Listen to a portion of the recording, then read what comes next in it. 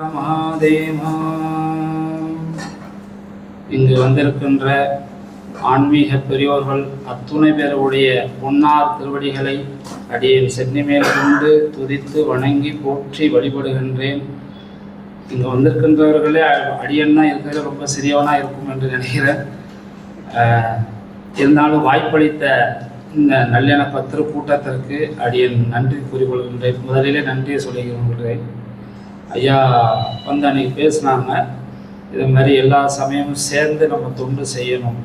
சரிங்கய்யா, பண்ணிடலாங்கய்யா. இன்னும் நம்ம உங்களால் கொஞ்சம் ஒரு 2 நிமிஷம் பேசுங்க அப்படின்னாங்க.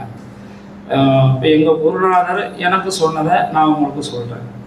மாற்றம் வந்து பிறர்கிட்ட வந்து நமக்கு வர வேண்டியணும் அப்படிங்கிறது இல்லை. நம்ம என்ன செய்யணும்னா, இப்போ நான் இருக்கிறேன், நான் என்னையை மாற்றுறதுக்கு நல்லவனாக இருக்கணும், நல்லதை செய்யணும் அப்படிங்கிறதுக்கு நான் முயற்சி எடுக்கணும். இப்போ அடியன் வந்து முயற்சி எடுக்கிறேன், என்னாகும், என்னுடைய குடும்பம் நல்லா இருக்கும்.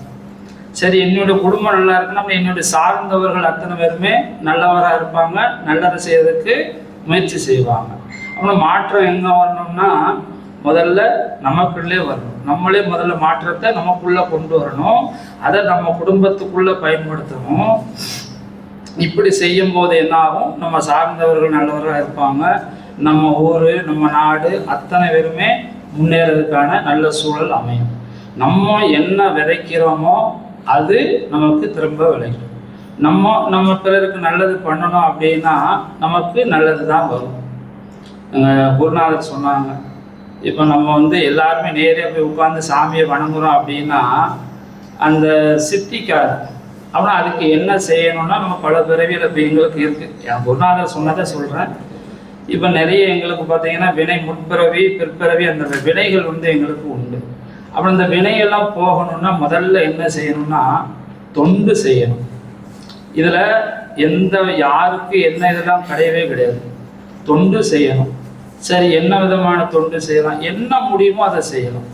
இப்போ எங்கள் இதில் என்னென்னா அதிகமாக இந்த தொண்டுக்கு நிகரான இதுவே கிடையாது அப்படிம்பாங்க. அடியாருக்கு திருவம் வந்து கொடுக்குறாரு. யாருக்கு வேணாலும் சரி, நீங்கள் மற்றபடி என்ன கேட்டாலும் யார் கேட்டாலும் போதும் சொல்ல மாட்டாங்க. என்ன கிடைக்கும், இன்னும் கொஞ்சம் கூட 1000 ரூபா கொடுத்தீங்கன்னா இன்னும் 2000 ரூபா கொடு அப்படின்னு ஒவ்வொன்றா எது கொடுத்தாலும் கூட கொஞ்சம் கூடன்னு சொல்லி கேட்பாங்க.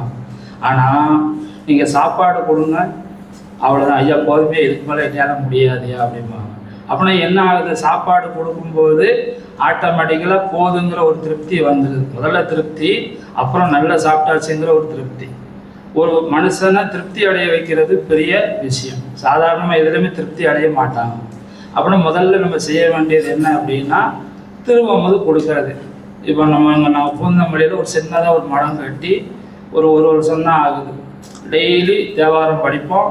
யாரெல்லாம் வந்து கலந்துக்கிட்டாங்களோ அவங்களுக்கு ஃப்ரீயாக தான் திருவமுது கொடுக்குறோம்.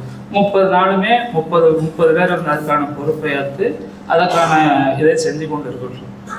இப்போ அடியேன் என்ன முடியுமோ அதை நான் செஞ்சுக்கிட்டு இருக்கிறேன். இதை பார்த்து பல பேர் டெவலப் பண்ணி அப்படியே செய்கிறதுக்கு செய்யலாம். சரி, இப்போ வந்து தொண்டு அது தொண்டு செய்கிறதுல சில விஷயம் இருக்குது. ரொம்ப இந்த என்ன சொல்கிறது, ஒரு அன்போடு செய்கிற விதம் இருக்குது.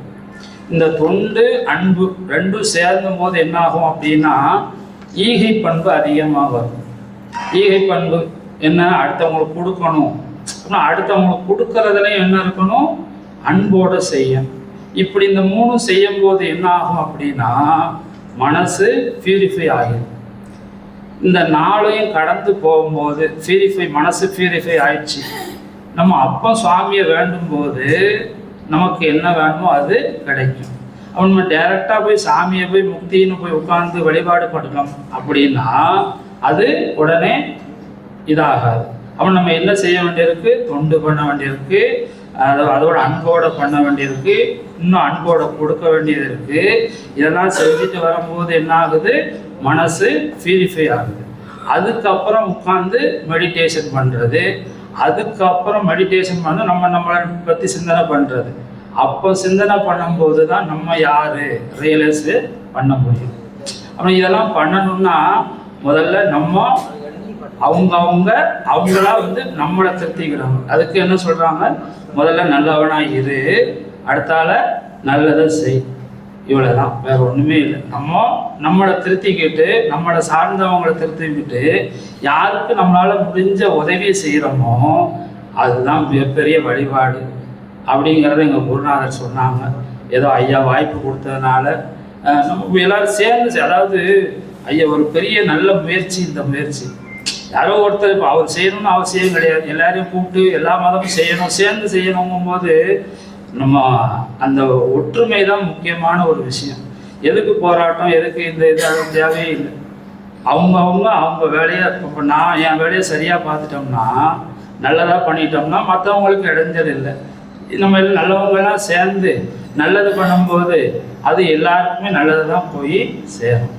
ஆக எனக்கு இந்த வாய்ப்பளித்த ஐயாவுக்கும் இந்த கூட்டத்தில் உள்ள அத்தனை பேர்களுக்கும் நன்றியை தெரிவித்துக் கொள்வேன். நன்றி.